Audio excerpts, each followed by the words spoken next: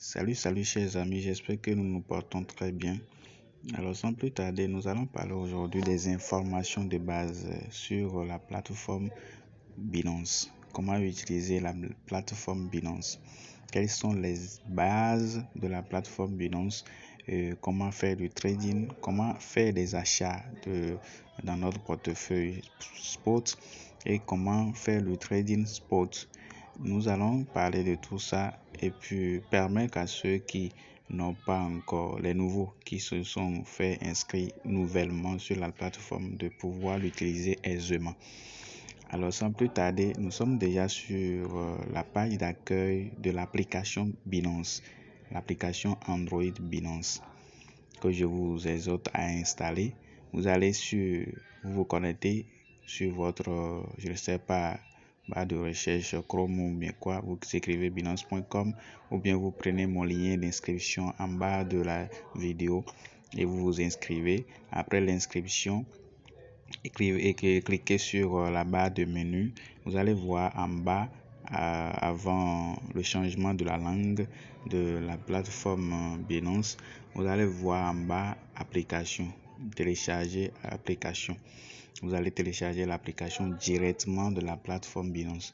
N'allez pas sur Play Store, télécharger seulement. Vous pouvez écrire ça sur Play Store et télécharger. Vu que le risque est tellement un peu plus élevé de télécharger autre application qui n'est pas adaptée à Binance même. Donc, je conseille à chaque fois de prendre l'application qui est destinée à la plateforme même dans notre barre de recherche quand nous nous connectons sur Chrome par exemple, quand nous nous connectons sur nos sites internet, et puis que d'utiliser et ça et puis télécharger tel que je l'ai précisé tout à l'heure. Alors, une fois sur la page d'accueil, après l'ouverture et après connexion bien sûr sur l'application de Binance, vous allez voir en haut, complètement en haut, cette barre de recherche permet de se diriger directement sur le trading spot. Le trading spot. Donc, quand vous cliquez dans la barre de recherche, vous allez directement là, ça vous donne la main de faire de recherche sur la pièce que vous voulez trader. Alors, je reviens en arrière et l'autre qui suit nous permet de scanner, de faire scannage des codes QR. Ça nous permet de scanner les codes QR pour des transferts. Quand nous voulons faire de dépôt ou bien de recueil avec un ami qui est proche de nous, qui a aussi la plateforme Binance, nous pouvons scanner, nous pouvons passer par le scannage des codes QR pour le faire, afin de ne pas faire peut-être d'erreur dans l'envoi des adresses électroniques, des adresses de réception, j'allais dire. Alors, le troisième point qui est là nous permet de recevoir. Quand nous cliquons sur recevoir, ça nous permet d'avoir notre code QR que nous pouvons envoyer à quelqu'un, ou bien notre ID de paiement que nous pouvons envoyer à la personne pour recevoir des paiements de crypto-monnaies. Et puis, si je reviens encore là, vous allez voir Send, ça nous permet d'envoyer toujours des crypto-monnaies par email, c'est-à-dire l'email que la personne a pris pour ouvrir un compte sur la plateforme Binance. Nous pouvons insérer l'email là et lui envoyer par exemple de Shiba Inu sans même passer par forcément l'adresse de réception. Et bien sûr, je le précise, cette paramètre permet d'envoyer de Binance à Binance. Ça permet d'envoyer de la plateforme Binance à Binance sans frais. C'est comme et puis vous allez voir, il y a le numéro de téléphone qu'on peut utiliser, c'est-à-dire le numéro de téléphone que la personne a pris pour ouvrir le compte, par exemple de Binance. On peut passer par le numéro de téléphone aussi pour lui envoyer. Et puis nous pouvons utiliser aussi l'ID de paiement.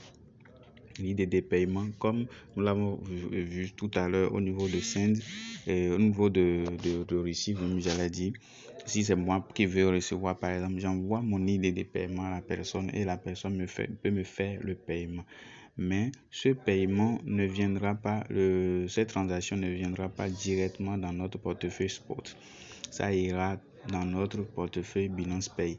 C'est-à-dire que c'est comme les Momo Pay, j'envoie d'un marchand à un autre marchand sans frais. Donc c'est ce que ça nous permet de faire. Alors c'est rarement nous utilisons cela, mais je tiens à le repréciser, c'est pour cela que je suis allé sur ça.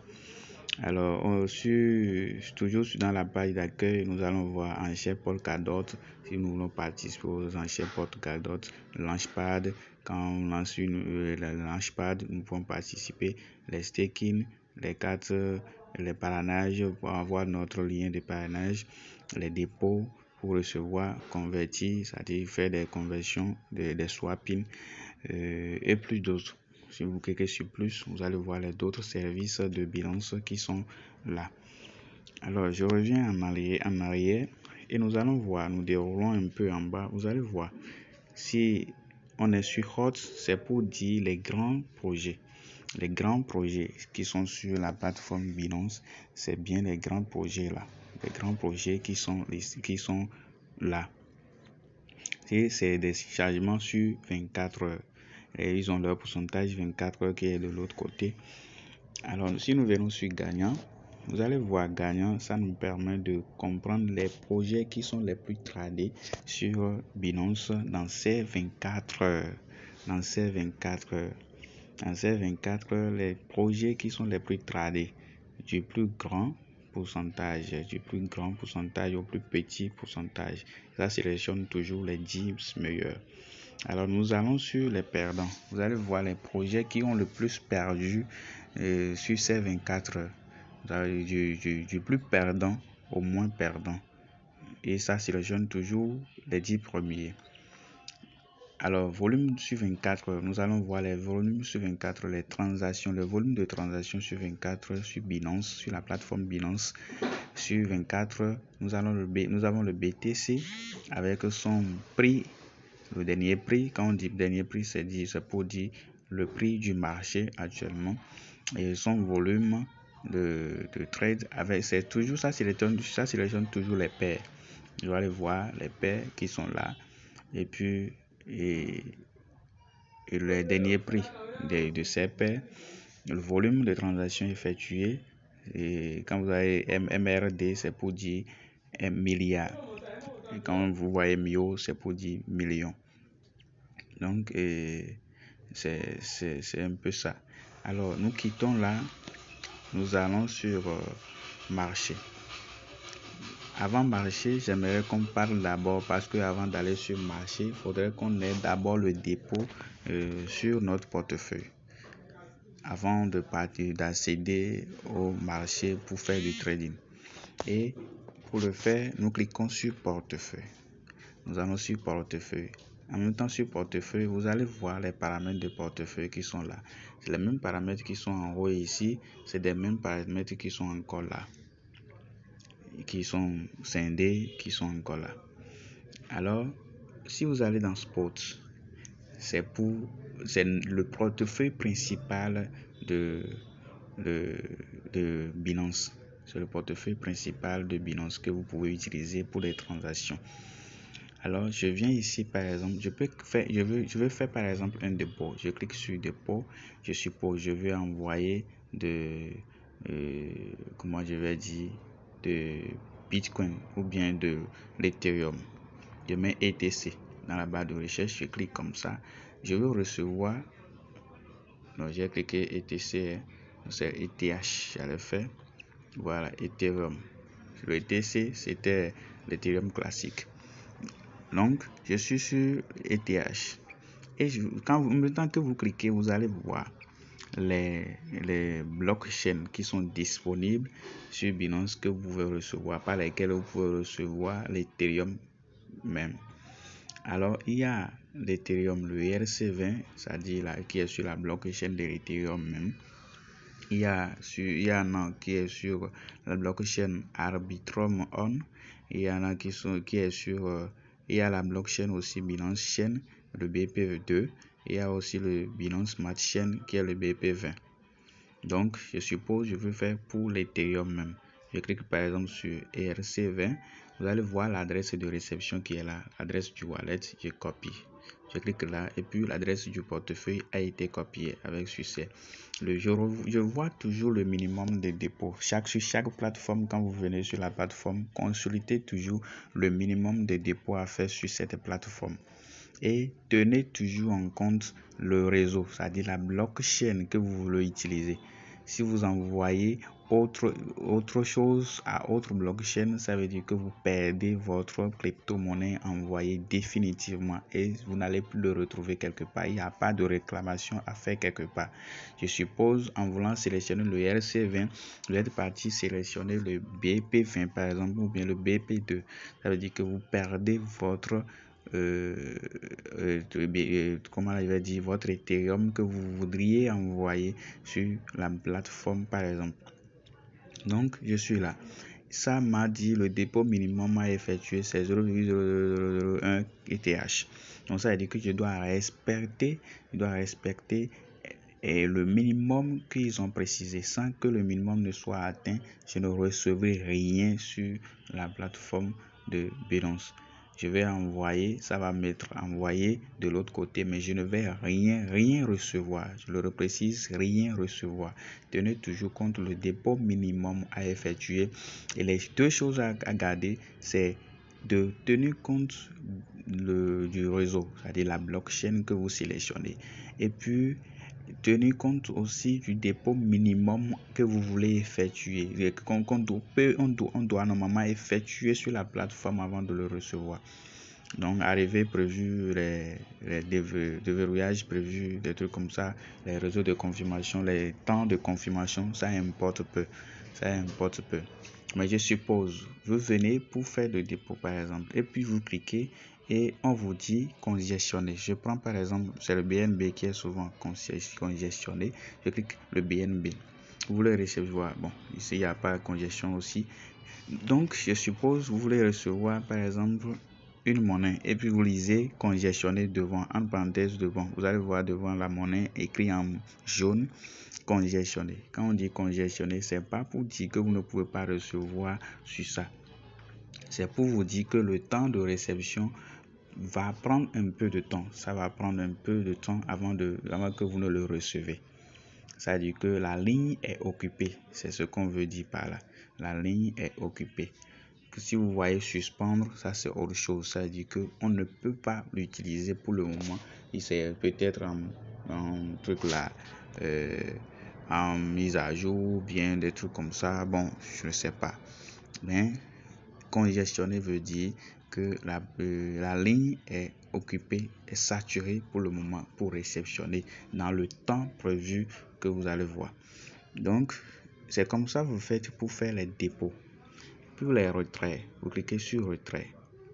Quand vous cliquez sur retrait, vous allez voir, à vous de voir, je suppose, c'est toujours le ETH que je veux réceptionner et que je veux retirer par exemple. Je clique sur Ethereum. Quand je suis sur Ethereum, ça va me dire, là où vous voyez adresse, vous copiez l'adresse de réception.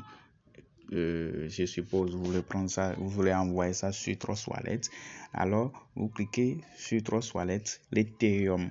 Vous choisissez toujours le ETH, qui c'est-à-dire le réseau de réception là-bas. Je suppose, je vais sur Trust Wallet et puis on va faire une expérience. Bon, Trust Wallet ne me donne pas, par exemple, c'est en cette temps-ci, Trust Wallet ne me donne pas la main de faire des vidéos d'écran. Bon, ça arrive comme ça parfois. Donc, je suis là, je colle l'adresse de l'Ethereum. C'est-à-dire, je prends un exemple, je vais copier quelque chose du genre. Donc, je colle l'adresse. Maintenant, l'adresse là est spécifiée à quoi? Je sélectionne l'adresse. Vous allez voir Binance Chain, le BP2, avec ses frais de réseau écrits en même temps en bas. Binance Smart Chain BP20 avec ces frais écrits en même temps en bas. Le réseau Ethereum ERC20, c'est-à-dire le réseau qui coupe le plus, avec ces frais qui sont encore en bas là. Et puis les frais sont toujours estimés en Ethereum. Donc vous sélectionnez le réseau que vous avez pris. Ce que j'ai collé, c'est le ERC20. Donc je sélectionne le réseau et puis je clique sur confirmer. Alors, le minimum de retrait aussi s'affiche toujours. Je dois avoir le minimum de retrait dans mon portefeuille avant de pouvoir le retirer. Si ça n'atteint pas les 0,01, je ne peux pas le retirer. Mais si j'écris le 0,01, le minimum que je peux retirer, en même temps écrit le montant que je dois recevoir est écrit là aussi. Enfin, montant reçu, ce que je dois recevoir, c'est 0,005 ETH parce que les frais de réseau 0,005 ETH sont sortis dedans. Donc, tenez toujours compte de tout ça. Et puis, on retourne en arrière. Je retourne en arrière. Je suppose que vous voulez transférer, c'est-à-dire, comme je l'ai dit si haut, comme je l'ai dit ici, quand vous cliquez en haut ici, vous allez voir Receive, Send, des trucs comme ça. Les notifications, ça c'est des messages de notification. Par exemple, j'ai fait de dépôt ou bien de retrait, ça m'écrit, vous allez voir Deposit successful. J'ai fait un dépôt, c'est les messages qui restent là. Mais ici, là où j'avais parlé de Send et puis de Receive, quand vous recevez, vous passez par là et puis quelqu'un doit vous envoyer. La personne doit avoir de fonds dans Binance Pay avant de vous l'envoyer. Et aussi, avant que vous l'envoyez, vous devez avoir aussi des fonds dans Binance Pay avant de l'envoyer. Et comment ça va se faire? Je retourne sur mon portefeuille. Par exemple, je suis sur aperçu, je vais toujours sur Spot. Maintenant, vous allez cliquer sur, au lieu de dépôt, retrait, vous cliquez maintenant sur transfert.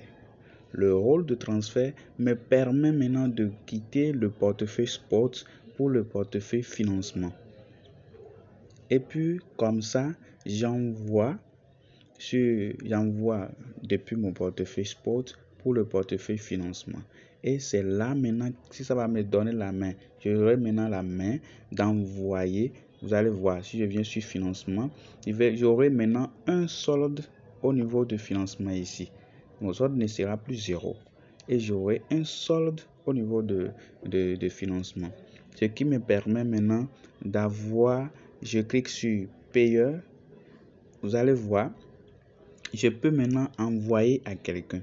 Et je peux maintenant, je peux maintenant faire le transfert de ce que j'ai changé en Binance Pay ici, c'est-à-dire le financement ici pour le faire. Et de la même façon, le P2P, c'est-à-dire de faire des transactions de personne à personne sur la plateforme Binance, des gens que je ne connais pas mais qui sont sur la plateforme Binance, qui ont les mêmes moyens de paiement que moi, qui veulent ce que je veux ou bien qui ont mis en vente ce que je veux acheter.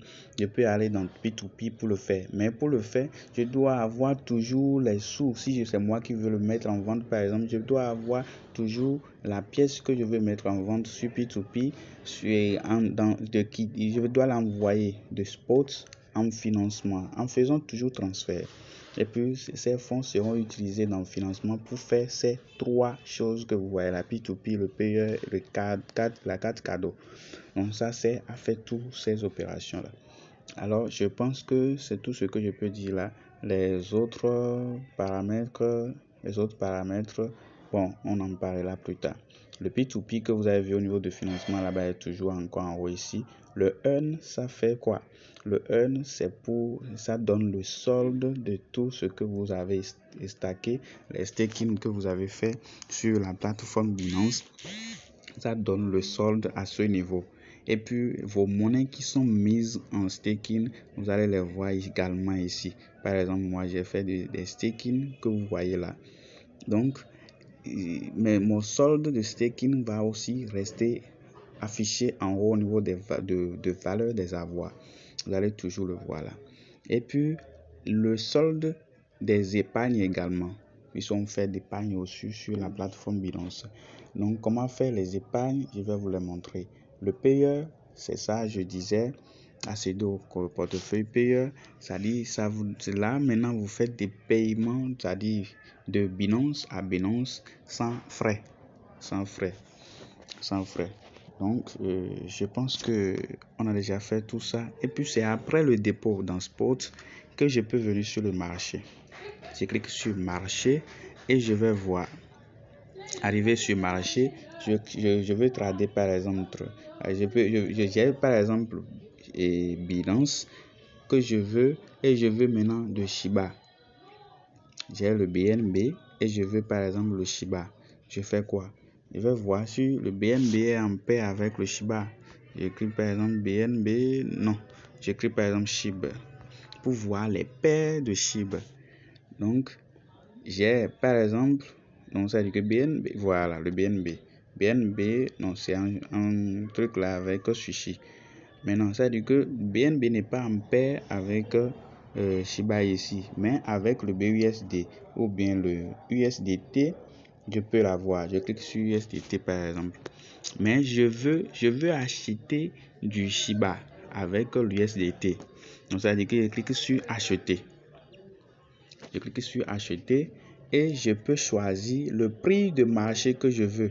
Là où mon curseur jaune clique là, c'est pour définir le prix à laquelle je veux acheter. Je peux choisir le prix à laquelle je veux acheter là. Et puis après ça, je choisis le montant de Shiba que je veux. Je suppose c'est 1 million je veux. J'écris les 1 million. Ça veut dire que j'aurai 46 USDT dans mon portefeuille pour l'avoir. Ça met directement là. Ou bien je veux tout le montant US que j'ai en USDT, je veux tout ça en montant Shiba. Donc ça veut dire que je clique sur 100% et je dois avoir le montant. Maintenant, ou bien je suppose, je veux 50% du montant que j'ai sur mon portefeuille USDT. Je clique sur 50%, ou bien je veux 25% pour ça, ou bien je veux 75%, c'est-à-dire le 3 quarts, ou bien je choisis, donc, ou bien je veux un montant carrément qui est différent de tout ça. Je peux écrire moi-même, je veux $10 par exemple que je veux échanger, mais les trading, je vous précise, c'est toujours au moins $10. Au moins $10. Il faut avoir au moins $10 avant que ça ne passe. Au moins $10. Les trading spot sur Binance se font toujours avec au moins $10. Donc par exemple, quand j'ai écrit $11 par exemple, vous allez voir ça a précisé ce que je dois recevoir parce qu'il y a les frais de trading qui sont sortis dedans et puis ce là. Maintenant, ordre ouvert, là vous voyez ordre ouvert. Si je lance par exemple d'ordre en ligne, c'est-à-dire quand on dit lancer d'ordre, ça veut dire que j'ai choisi un montant d'achat qui n'est pas encore émis sur le terrain. C'est-à-dire, si vous voyez là où vous voyez le rouge en haut est pour la cage de ceux qui veulent vendre. Et puis le vert en bas, c'est ceux qui veulent et ceux qui ont des offres, c'est-à-dire les demandes en attente. Le haut, c'est des offres en attente et puis le bas, c'est les demandes en attente. Moi aussi, moi, je suis venu, je veux acheter. Alors, je suis dans le compartiment des ordres des ordres de demande. C'est-à-dire, je suis dans le compartiment de demande. Donc, je peux choisir, si je veux que mon truc passe rapidement, je peux choisir directement un montant qui est déjà sur le terrain, c'est-à-dire l'offre qui est déjà sur le terrain. Je peux choisir celui-ci par exemple et puis j'achète à ce prix. Donc ça veut dire que je prends le risque d'acheter à ce prix. Et puis comme ça, mon ordre passe rapidement. Ou bien je choisis le prix du marché. Je choisis le prix du marché en cliquant sur le montant du marché après avoir écrit ce que je veux acheter. Et puis je clique sur acheter ici et puis mon ordre passe. Donc je pense que ça peut aller. Alors, je suppose que je veux vendre. C'est de Shiba que je veux changer en USDT. Alors, je clique sur vendre. Je suis dans le rouge, c'est-à-dire que je suis classé dans ceux qui sont en haut. Je peux choisir l'ordre de ceux qui veulent acheter ici pour acheter aussi pour que ça passe directement. C'est vice versa. Et quand vous placez d'ordre qui n'est pas passé, vous allez voir ça dans l'ordre ouvert. Ici, c'est une ordre que vous avez passé. Ce serait ordre ouvert entre parenthèses 1. Et puis vous aurez ça là. Alors j'avais parlé le futur ici, Là, c'est réservé aux traders personnels et professionnels, j'allais dire. Les traders professionnels, c'est ça qu'ils utilisent par exemple, et souvent le future, le trading sur future. Alors, et vous allez voir ici, par exemple, le trading de 1000 SEC, 1000 SEC USDT. C'est pour dire c'est une valeur, c'est le trading c'est une trading. Quand on fait le trading ici, ça n'affecte pas le marché de la pièce même. Vous allez voir 1000 SEC, c'est le trading de 1000 SEC, c'est pour dire c'est le prix de SEC fois 1000, le prix de SEC fois 1000, le prix de eCash, c'est eCash qui a SEC qui est SEC. Le prix de SEC fois 1000, c'est ça qu'on trade ici, que les gens sont en train de trader ici. Et puis c'est les traders professionnels qui font du trading ici, c'est réservé pour les traders professionnels. Et vous faites le trading ici, en même temps vous retirez. Bon, c'est un endroit où vous tradez et ça n'affecte pas en fait le prix réel de la pièce SEC même. Ça n'affecte pas le prix réel de la SEC même. Donc c'est quelque chose du genre.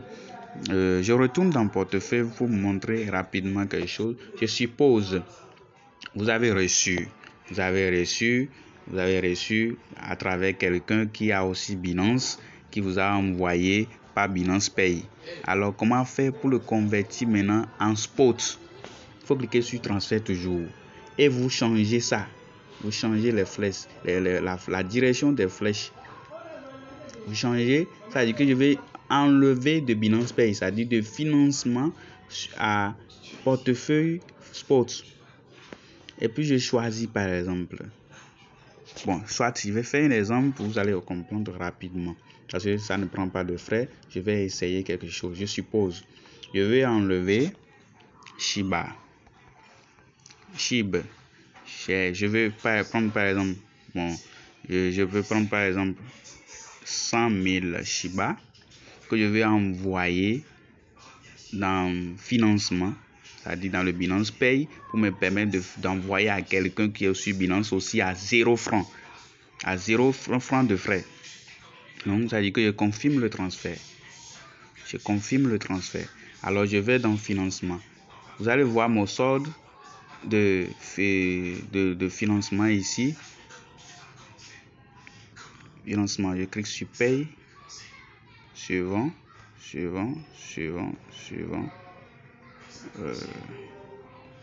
retourne. Paraît-il que ce n'est pas encore venu. Je vais essayer encore transfert, voir si c'était bien parti avant que ça ne s'affiche pas. SHIB. Ah, c'était là. C'était déjà dedans. Donc, je clique encore sur financement pour le recevoir. Je suppose la personne me l'a envoyé. C'est-à-dire que dans mon portefeuille financement, j'ai déjà 100 000 SHIB que je vais encore retourner dans mon portefeuille spot. Je retourne encore, je confirme, et puis ça revient encore dans mon portefeuille spot. Donc, je pense que les bases que nous devons comprendre sur la plateforme Binance est déjà bon. Pour ceux qui n'ont pas encore validé leur compte, c'est-à-dire ceux qui n'ont pas encore envoyé leurs informations, les cartes nationales d'identité ou bien le passeport pour l'enregistrement, c'est-à-dire leurs photos personnelles, pour valider le compte, parce que la plateforme Binance, telle que c'est sécurisé, exige à ce qu'on envoie des informations personnelles avant d'être validé pour les transactions sur la plateforme. Donc, pour le faire, vous cliquez toujours en haut ici. Vous cliquez toujours dans votre tête là où c'est écrit tête là. Vous cliquez sur ça et puis vous allez, voilà. Donc par exemple moi, mon compte est validé. Vous allez voir, c'est en vérifié. Quand vous voyez vérifié, il faut savoir que le compte est validé. Donc dans le cas contraire, si c'est pas validé, vous allez voir ça en jaune, ça va vous donner la main de vérifier. Et puis quand vous cliquez ici, vous continuez, vous cliquez sur là où c'est écrit par exemple vérifier, pour vérifier votre identité. Vous vérifiez votre identité avant de faire les transactions sur la plateforme Binance. Sans ça, vous ne pouvez pas avoir accès pour faire des transactions sur la plateforme Binance. Vous ne pouvez pas avoir d'accès pour faire des transactions sur la plateforme Binance. Et je vous conseille toujours de sécuriser votre compte avec le Google Authenticator afin de permettre à ce que personne n'accède à votre portefeuille sans votre permission. Et aussi, quand vous recevez par exemple des messages sur votre compte, sur votre compte Gmail, que quelqu'un, ou bien que un message de modification de trucs là, de mots de passe, ne validez pas. Il faut savoir que c'est quelqu'un qui tente de se connecter à votre compte et puis ça vous envoie de messages. En même temps que vous cliquez sur le message, ça lui donne la main là-bas d'accéder à votre compte pour changer maintenant le mot de passe et vous arracher le compte. Donc il faut être vraiment prudent. En même temps, si vous maîtrisez ces paramètres sur la plateforme Binance, je pense que le reste, vous allez vous créer, l'idée va venir vous-même. Alors comment faire le staking? Je vais revenir sur ça pour qu'on en parle. Merci et à tout à l'heure.